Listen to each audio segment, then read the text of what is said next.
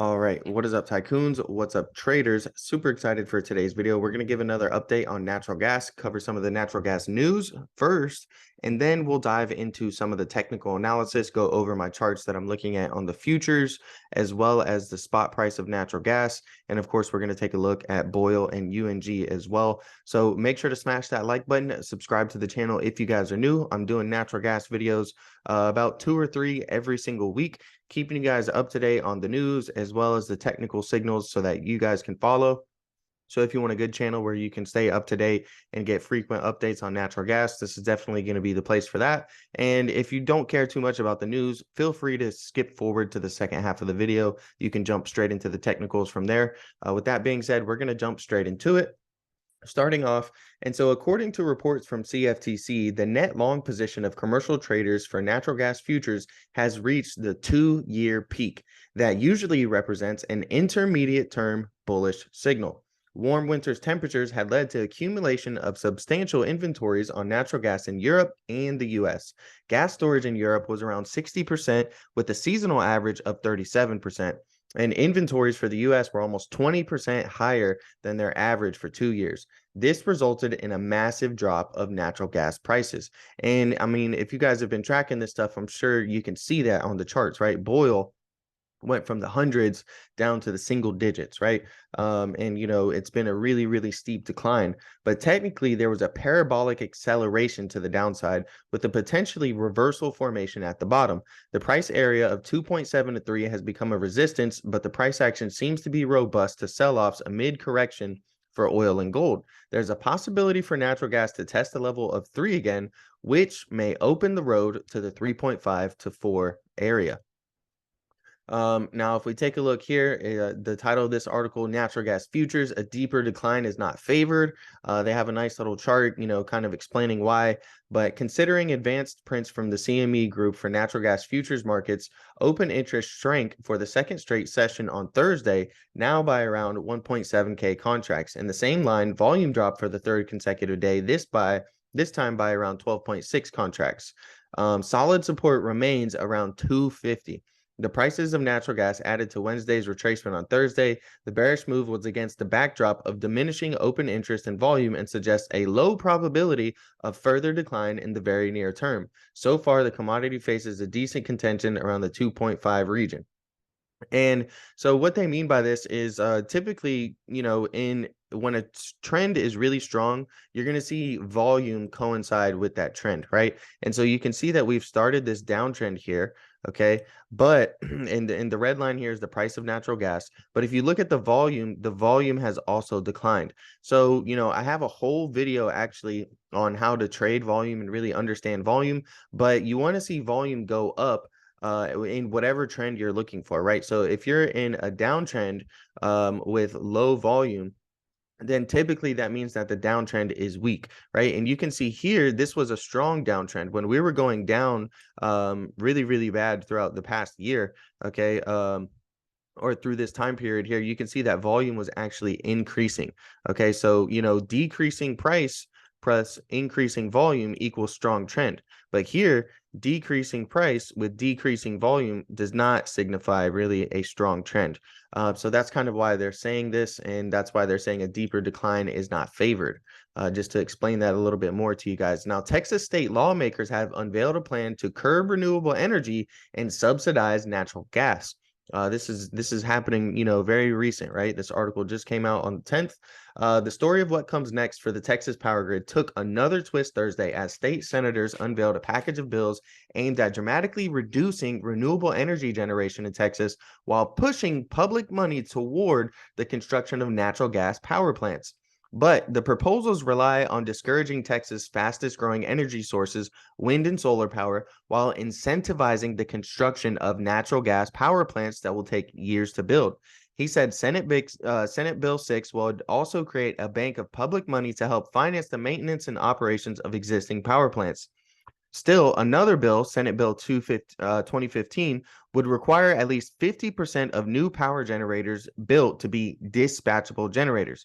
Now, State lawmakers often use the term dispatchable to refer to fossil fuel and nuclear generators, which can be turned off and on and are not dependent on the wind or sun to generate power. Senate Bill 2015 would also direct state regulators to encourage the marketing of gas generated electricity as green energy. Um, and so the plan to create a backup fleet of power plants outlined in Senate Bill 6 is not a new one. It was first proposed last legislative session by the company Berkshire Hathaway as a way to protect Texas from further blackouts. So Berkshire Hathaway is your boy Warren Buffett. Okay, so your boy Warren Buffett is behind the Senate Bill 6 and really trying to, push and incentivize the construction of natural gas power plants. So, I know a lot of people are interested in Warren Buffett, and he's recently he's been pretty bullish on energy, right? He's been buying tons and tons of the company Oxy. He's got some really big energy positions, and so he's also behind the scenes working on some proposals for some natural gas things as well. Now, liquefied natural gas will continue to lead growth in U.S. natural gas exports. And we've got a nice little chart here, okay, kind of just showing that. But if you dive into it, right, exports of LNG will continue to drive growth in U.S. natural gas exports over the next 2 years, according to our recently released short-term energy outlook. We forecast U.S. LNG exports to rise because of high global demand, as LNG will continue to displace pipeline natural gas exports from Russia to Europe. So far this year, mild winter temperatures and fuller than average storage resulted in LNG prices, which could be an incentive to import more LNG, especially in the price-sensitive countries of Southeast Asia. The Freeport LNG export terminals return to service, and the new LNG export projects that will be commissioned by the end of 2024 support our forecast increase in exports. The U.S. monthly exports by terminal. All right, that's what this chart is here. You have some of the different terminals, and then it gives you the color coordination so you guys can kind of see and understand which ones. But this year, once all 3 trains at Freeport LNG return to service, we forecast U.S. LNG exports to exceed, and the United States will remain the world's largest LNG exporter. They forecast that U.S. LNG exports will increase further by December 2024 because some LNG export projects under construction are expected to start operations by then. They expect U.S. natural gas exports by pipeline to grow in both 2023 and 2024, mainly because of increased exports to Mexico.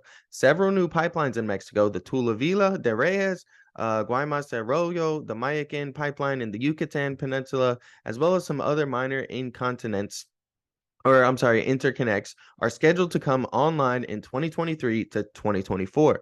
We also expect an increase in exports via the Sur de Texas Tuxpan underwater pipeline to supply the proposed floating liquefaction project off the east coast of Mexico. And so seasonally, heading into summer, natural gas prices always rally at least 10 to 20% from whatever winter low we make during the winter. Due to what I believe, and this is the person writing this article, okay, not necessarily me, due to what I believe is a warming planet and climate change, it has worked almost like clockwork to buy natural gas ahead of summer and then sell it during the early winter in at least the past 7 of 10 years. However, La Nina and El Nino cycles have also been greatly responsible for extreme global weather. There is much talk that El Nino may develop and that this will offer important trading opportunities in this and many other commodities. And so following a brief rally in natural gas prices a week ago, why have prices been unable to stage a rally? The reasons are pretty simple. One, cold weather this time of year will have much less of an impact on draws on stocks than it would earlier in the heating season. Prices much above $3, given natural gas stocks smartly above the 5-year average is not warranted. The collapse in European natural gas prices due to one of the warmest winters in history has contributed to the slide. End users bought all of their winter natural gas needs last summer in the midst of the Russian-Ukraine war and had to end up hedging, aka selling futures, much of this winter because they were left holding the bag of huge inventories. And the last one is going to be the easing of Western drought and historical snowfall means that this summer, much more hydropower will once again be utilized by utility companies. So what will it take other than just a couple weeks of temperatures 3 to 8 degrees below normal in the Midwest and Northeast to jumpstart natural gas? Basically, it will take a hot U.S. and European summer and an active hurricane season. And so, they go into some of the different things that you can trade: boil, UNG, cold. I'll be going into the charts on those here briefly. But according to the Now Index, a cold, snowy March and why natural gas prices can't rally. So, a climatology phenomenon known as a negative North Atlantic Oscillation Index will bring potentially a near historic March snows to the Northeast this weekend through March 17th. The Now Index has long been a climatic staple to help meteorologists forecast long-range weather months in advance. The last few winters, the Now Index has been mostly positive. And so I know we're not really meteorologists here. This kind of goes into the chart, of using the now. All right. But what this means in layman terms, right, is that low pressure in the center of the polar vortex remains well north from Greenland to the Arctic Circle. This prevents the stream of cold air to remain mostly north of primary global energy consuming regions. The last few weeks, have seen unprecedented snows out west on the order of 7 to 15 feet at such places as Lake Tahoe. Longer term, this is great news for hydropower companies, millions of Western residents, and also California agriculture. The snowpack, following several years of drought, will replenish aquifers and reservoirs out west. You can see here the potentially nor'eastern by March 16th. A cold March in the Midwest and Northeast has been our forecast for the last few weeks, but why have natural gas and the rest of the rest of the energy complex failed to sustain a rally? And so over here, this article is talking about how this is possibly another dead cat bounce from the $3 highs. Most active gas futures are back to the mid $2 pricing within days. Charts show that front month gas must stay above 2.45 for the sake of bulls, and gas storage is likely to be 32% higher than a year ago after last week's draw. Whatever happens here on the natural gas, one thing's for sure, okay? The winter of 2022 and 2023 won't easily be forgotten. While each season has established weather cycles, temperature patterns, and market behavior, divergences are also common throughout any given year. Without those, we won't have the volatility gas is notorious for. In that sense, this winter surely must rank as one of, if not the most bewildering season in a very long time for even the most seasoned chaps or gals in gas. Over the last 3 months, I've lost count of the number of false starts to a rally that gas bulls had counted on, and the remarkable dead cat bounces that draw them in for another mauling each time it appears that the bears have metaphorically run out of gas they need for a fight. And so, that's something that a lot of people are worried about right now. Basically, this is another bull trap, another bear market rally, another dead cat bounce. And what's worse is that there's no telling if there'll be a revisit to sub $2 levels witnessed a fortnight ago. Chief technical strategist at SK Charting said gas could not afford to slip below 2.45 for the sake of the bulls. As long as prices sustain above 2.55 and more importantly, above 2.45, the market has potential to get back to 282, followed by 307 and 331. John Kilduff, partner at a New York-based hedge fund, Again Capital, he says this year's prime horror show in commodities must surely be in Natty, right? Speaking about natural gas. With the winter script completely destroyed for the bulls, their only hope now is that there be a normal summer or whatever normal is these days. Analysts tracking the market swings of the past 48 hours pinned the change again on weather changes. Houston-based energy market consultants Gelber and Associates said in a Wednesday note issued on gas, this 15% decline has materialized as weather forecasts are trending slightly warmer and LNG exports flows have pulled back slightly, adding to the already robust levels of domestic supply. Nat Gas Weather, another forecaster, had a similar view in comments carried by the trade journal naturalgasintel.com. It said, essentially, the weather data was solidly bullish late last week, but only slightly bullish in more recent data.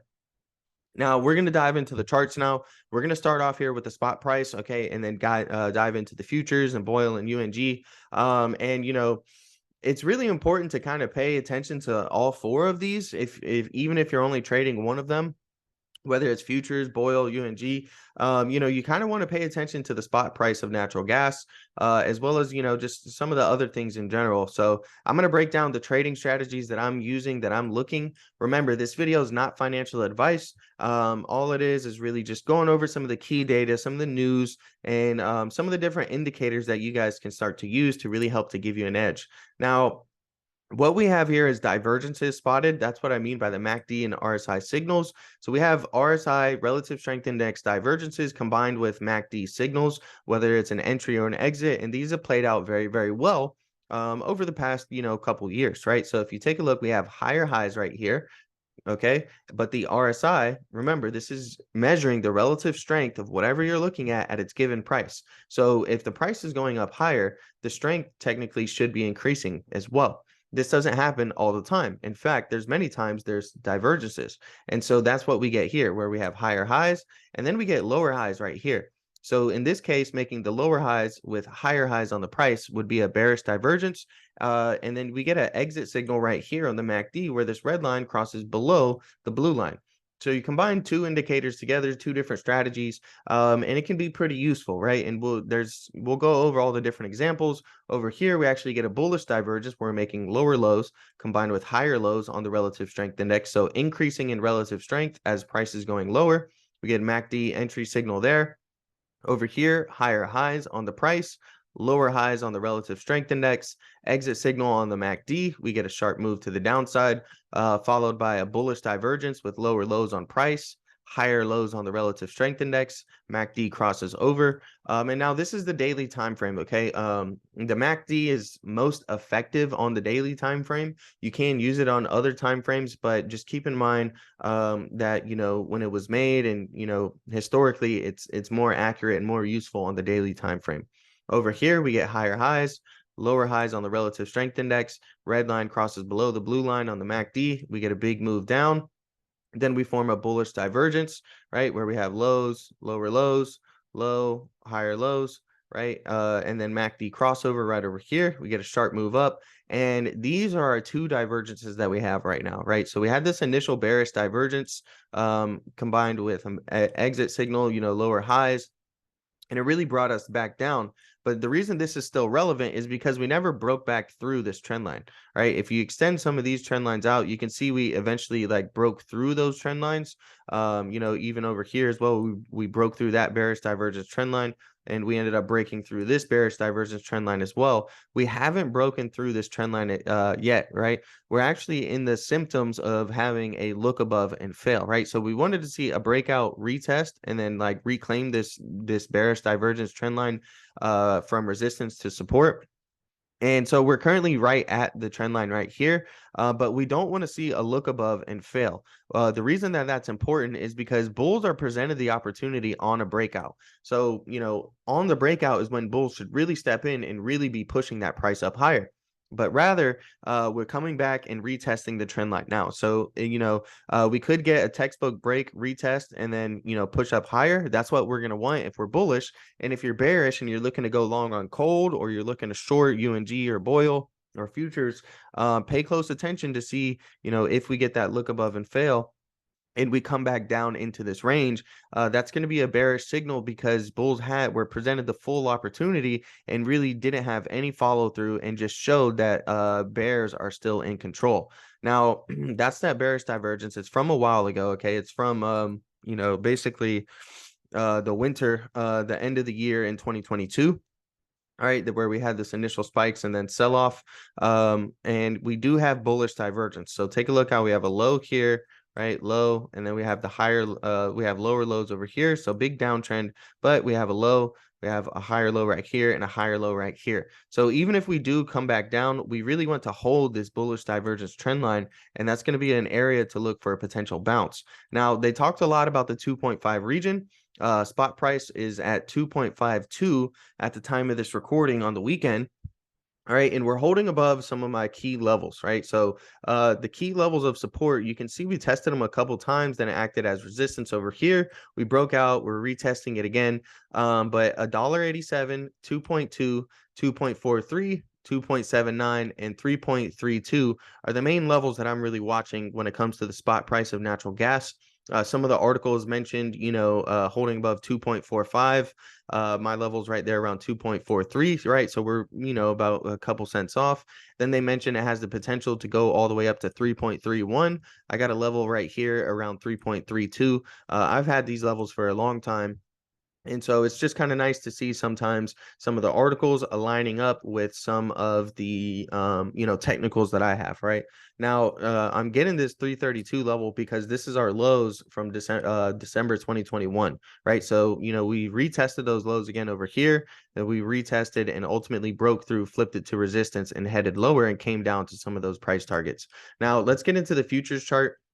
Okay, so on the futures, what we have are our two overhead supply zones, right? And initially we had this bullish hammer candle. Okay, this is a reversal candlestick. And remember, this is the monthly chart. So initially it looked great, right? We had the bullish hammer candlestick, and then we were trading up here, right? And so you want to take out the highs of this hammer. But I mentioned that, hey, we're in this supply zone.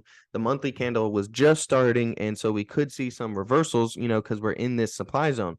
We'll zoom in, and there was a bearish chart pattern on the natural gas futures as well. But the month isn't over, guys. Okay. So, if we can actually get another pushback up, right, and close around these highs up here above 240 on the natural gas futures, then, we do have the chance of getting that reversal hammer candle to play out. Now, these are the important demand and supply zones. Supply and demand zones are a little bit more efficient than just, naked support and resistance levels, specifically at one area. And so a demand zone is an area where there's an imbalance of buy orders, right? And it's really creating that demand. You can see we established some demand over here, dip down here really, and further establish this demand zone. We come up and establish a supply zone in this area.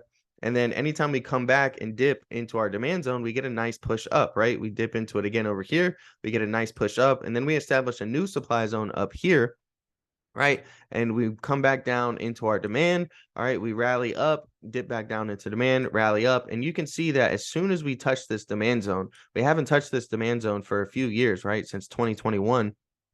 And since 2020 to 2021 is the last time we touched these levels. And as soon as we did, we ended up getting that monthly hammer candle because it was a very quick rebound, right? If we take a look and go into the futures chart, right, the 4-hour futures chart, this is that rising wedge that I mentioned, right? And so in the last video, I mentioned 209.3 was going to be the line in the sand, and that if we broke through there, most likely we're going to fill this gap, right? This is a gap on the 4-hour chart from this candle to this candle, and gaps tend to fill about 90% of the time historically. The big question is when. And so natural gas has a ton of gaps up on the chart, right? But they're very, very far away. So, it's important to chart up the gaps, but also be realistic, right? I mean, there's gaps on Boyle, all like that would be up like 100%, 500% from where the price of Boyle is at right now. So we're not looking for those gaps to fill right now. What we were doing was we were looking to see if this chart pattern was going to play out. I said, hey, we're starting to break the structure. Initially, when we did that, we started to trade sideways. That was good, but it ended up just being textbook break and retest, and we retested the trend line, and we're starting to head lower. And then we really started to consolidate here. So it was giving us some signs that, hey, you know what, we may actually, invalidate this pattern, right? Find some support and head back up into our overhead supply zone. But rather, we broke through that line in the sand. You can see it was a good support level many, many times, 4 times. And then we did a textbook flip support to resistance, right? It was resistance here, resistance here, resistance here. And we're starting to push lower. We're very close to that gap down. So there is a high likelihood that most likely natural gas futures will come down to the 190 to about 200 range. We're pretty close to there right now. And that really wouldn't surprise me. So I'm not looking to necessarily add to any Boyle or UNG positions right now personally. I'm actually I think I'm like break even on my UNG right now. As a matter of fact, I was in profit, but then of course, we're here recently, we just dipped a little bit more. So I'm just playing the patience game, right? You have to have a game plan heading into these things. You can't really just, buy in on hope that, oh, well, natural gas is super oversold. Let me buy in Boyle, a super risky leveraged ETF, and then hope for some immediate gains. And things drop 20, 30, 40% because, Boyle's leveraged. And so the downside moves are going to be much more exaggerated. So, just keep an eye out if we fill this gap. Now, one thing I do want to mention is if we get a half gap fill, right? And so let's just say we come here and fill half of this gap and then reverse. That's actually going to be a bullish signal, right? A half gap fill is actually a bullish sign. Okay, so definitely pay close attention to that. If we only fill about half of that gap and come down to the 195 range and not all the way down to 190, that could be a little bit of a bullish signal, and we could try to get past that 209.3 level on the futures, reclaim that from resistance back to support. Now, I've dropped a video on the decay factor, right? And so a lot of people have some questions about the decay associated with BOIL. Yes, it's a leveraged ETF and there's volatility decay. There's also decay when it comes to trading the natural gas futures and stuff, because those are, there's oftentimes a situation called contango, where essentially, the further out the natural gas futures contracts are, the more expensive they are, right? And so what happens is they have to end up selling the short-term natural gas futures contracts and then end up buying the longer-term natural gas futures contracts. So that kind of affects UNG and BOIL both. So, if you want to learn some more about that and really just kind of go over some of the risks and the myths, okay, because there are some myths that, you can't really buy and hold BOIL just because it's leveraged, right? It's all about, buying in the right type of market conditions, and, having a game plan. So watch that video if you want to dive deeper in it. And if you're also interested in day trading or swing trading natural gas, I've got a dedicated video on some of the top trading strategies that you can use. Now, it's going to go into more detail than the stuff that I'm using in this video. It's going to go over, small time frames, right? Using 5-minute charts, using 1-hour charts, using weekly charts, daily charts. So whatever time frames you like to look at, there's different strategies in there, moving averages, Bollinger Bands, lots of different stuff. Okay, so check those videos out if you want to learn a little bit more about the decay factor, or also if you want to learn about some of the different trading strategies that you guys can use. Now, this is the chart for BOIL, okay? And this is the inverse head and shoulders that I've been tracking. And, when we were up in this phase right here, I was kind of, saying, hey, we may end up getting some pullback and end up putting in a right shoulder. Now, a lot of people were saying that we broke this pattern because, we broke below this support level, but these things aren't meant to be like perfectly level to level, right? We still have a left shoulder here. We still have a head. We still have a right shoulder. So what we're going to be looking at, so the main thing that we want to focus on, okay, is that natural gas futures chart that I just showed you guys, right? If we're going to fill that gap, that's going to bring BOIL down even more. And remember, it's leveraged, so it's going to move at an accelerated pace. So if that happens and that futures gap ends up filling down and we continue to head lower, 435 is going to be that area that you want to look at on BOIL. There is the potential for a double bottom there if we invalidate the inverse head and shoulders, right? So we'll look to see if we can find some support at 435 if we continue heading lower. If not, and we find support sooner than that, you can see that there is definitely a gap up on BOIL. There's many gaps up on BOIL to fill, but we do have a nice little gap right here in this region up to close to the $7 region. So we'll look to see if we find support, if we can end up filling this gap here. 795 is that really big resistance level. You can see is, some nice resistance over here. We got smacked down on BOIL after the rally right up there at 795. So just pay close attention to that level and to that area, okay? Now, I do want to mention that it's been making all-time lows, and typically things that are making 52-week lows and all-time lows, they tend to make those lows in the futures, right? And so I was warning people, in these areas over here where we're making these all-time lows, that hey, most likely, we are going to end up seeing some more all-time lows. So the big question is, is this going to be the new all-time low at 435, or is BOIL going to continue to head lower and break through that level? So definitely pay close attention. If we break below 435, my next support level is going to be around 320. And so that's really when I would be making a decision if I want to grab some, some type of BOIL or something, is if we break through that 435 level. Maybe even if we end up bouncing there, maybe I'll take a position for off of a double bottom. But if we break through there and come down to this 320 level, that's going to be some extremely low prices on BOIL, and I'll have to look and do some analysis and see if that's something I want to start adding into.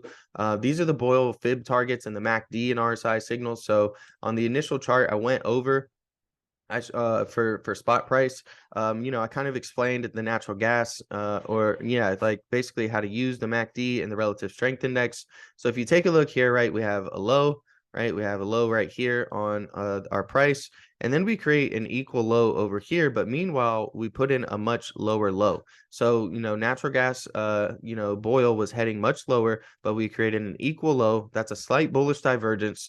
And really all that did was cause us to consolidate, right? But shortly afterwards, right, we ended up putting a stronger bullish divergence in where we have a low here, and then we got our lower low here, and we got a low and a higher low. So we've actually started an uptrend on the relative strength index. If we continue to pull back on Boyle, this is definitely going to be an area where I'm watching to see for a potential bounce. And if we bounce and break through that level, then most likely this thing is definitely going to come down to that 320 support level, if not break through that level. So pay close attention to that. Now, we use the fibs to go ahead and get some price targets. The reason you use the fibs is because nothing moves in a straight line down or in a straight line up. Rather, you get a move down retracement, continuation of the trend, or you can get a reversal as well, right? Where you get a move down retracement, consolidate, and then break through to put in a higher high. And so I've got some good examples of that. We have our swing high here connected to our swing low. You see we move down, we consolidate, retrace, and ultimately we break through those retracement levels and put in a high and then a higher high. And then right after that, we get trend continuation, right? So we got the trend reversal here, okay? And then here we actually got the trend continuation where we have a new high, new swing low. We move down, we retrace up, and then we continue the trend. Now, the three most common and well-respected retracement levels are the 61.8, the 50%, and the 38.2. So if Boyle is able to break past that 795 resistance level, we do have another major resistance around 1461, but you know, if we're able to break through those and get a 38.2% retracement, that would put Boyle up at about $19.10. And if we get a 50% retracement, that would put Boyle at about $23.63. And if we get a 61.8% retracement, that would put Boyle at about $28.17. So going to be really interesting to see what develops there. Well, another thing we need to be cautious of, along with that natural gas futures chart, you know, having that rising wedge and looking to see if we're going to fill that gap, is look at the MACD right here. It's very close to curling down. Okay. Now it's super, super tight. And whenever the MACD is super, super tight, it tends to signify that a big move is coming, right? You can see these areas where it's less tight. All right, and it's much larger, and you're getting these bigger moves, and then areas where it's tight, we're really consolidating, you know. So if this thing crosses to the downside, that's definitely going to be a warning signal, and could potentially turn into an exit signal, you know, for you to either get out of Boyle or, you know, maybe even short Boyle or short natural gas if we end up getting this red line to cross down below. So I'm paying close attention to that on the daily time frame, for sure, when it comes to Boyle. This is UNG's daily ABC structure plus the MACD and RSI signals. Now, there's a lot of things on the chart, right? So we have some divergence here as well. Okay, we have the MACD signals. Same thing as Boyle, right? We have the lows, lower lows, and we're starting to put in some bullish divergence. All right, we also got the entry signal right around here, but really no follow through. This one is also very close to curling down. So you got to pay close attention to these MACDs and see what they're going to do. Maybe they're going to bounce off that blue line and start the next rally, or perhaps they cross over and start heading back down. That's something that I'm going to be watching for a lot. Now, the ABC structure is really where I started to, you know, grab some more UNG. And you know, I'm still just kind of have a starter position in it, right? I'm not really in a rush to just buy and catch a falling knife. I'd rather things show signs of recovery before, but the C wave, okay, is going to be the 1.0 extension of your A to B. So that put us at 752. And I grabbed some more UNG there at about 753 after we come down to these levels. Now, 715 is the bottom for now on UNG, and we're breaking through our major support level here of 804. Okay, so if we break below there, and you know, most likely we're going to come back down and retest the 715 area. So that's definitely something that I'm watching. You know, here is another really good example of the fibs, and this time we're just getting nothing but fib rejections. Okay, we move down, we retrace up to the 61.8, and then we continue heading lower. We retrace up to the 50%, continue heading lower, retrace up to the 61.8, continue heading lower, and you can see that there's really been no retracement, right? We do have this little retracement here but we haven't come up to any of the major and 3 most common and well-respected retracement levels. So if we were to do that, we could head up to 1271 on UNG, 1443, as well as 1616.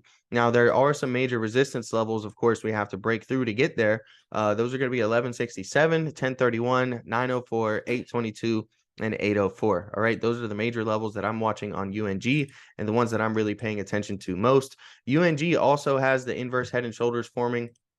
Okay, now if you take a look here, it's not leveraged like Boyle is, so the move actually wasn't as dramatic on UNG, right? So here's that low for the left shoulder, and then we're actually retesting that low right now on the right shoulder. Okay, so if we are able to find some support in these areas, then that's when we could potentially get the move up. Now, these were the major fib support levels, right? Of our swing low here up to our swing high, and so we really wanted to hold these levels to continue the trend and continue up higher, but you can see we actually broke below those. Now, I mentioned a look below and fail, or a look above and fail earlier. Will this be a look below and fail, right? So technically we're below the 61.8. We should be bearish below here, right? All right, so bearish below the 61.8 normally when that's your support level. All right, natural gas futures look a little bearish. We broke through our major line in the sand. But if this is going to be a look below and fail, what that means is that bears are essentially fully presented the opportunity to push things back down to recent lows, if not break recent lows. And if they fail in doing so and bulls are able to reclaim, that's going to be a bullish structure, a bullish signal, and really could help us fill the gap here on UNG and potentially even take us back up to the $10 range and get the inverse head and shoulders to play out. Now, of course, 822 is going to be that big level to watch out for. Okay. Our 61.8% retracement level is pretty much the same exact level that I drew with the naked eye, right around 823. And then we have 857, 890, 904. All of these are going to be big resistance areas to pay attention to. And you zoomed in here, you can get a closer look on that MACD. It's very close to curling back down to the downside. So you have to be really, really cautious of that. Now, hopefully you enjoyed this video. I know it's pretty long, but the videos tend to be a little bit longer when I'm covering the gas and the technical analysis. I try to do, the news and the technical analysis. I try to do an update on the news, maybe like once or twice a week, and then I'll do like a dedicated TA video as well. So that way it's just, a little bit shorter and just an update on the price action. I can't put out the same news every single day on natural gas, so you got to wait a little bit for some new news to come out. Appreciate you guys watching the video. Smash that like button, subscribe to the channel, share it. Okay, share it with your friends, share it with your nat gas bulls, share it with your widows. Okay. I know they call this stuff the widow maker, and there's definitely a reason why. I'm pretty sure a lot of people got trapped in these areas up here and are down a pretty significant amount. And could be hurting a lot, right? And so I'm here to hopefully just provide a little bit of clarity, provide a little bit of guidance, show you guys some of the major signals that you want to look out for, whether they're, entry or exit signals, as well as give you guys some decent updates on the news and what's really developing around the nat gas landscape and environment. So that's it for today's video. I'm out, and stay tuned for the next one.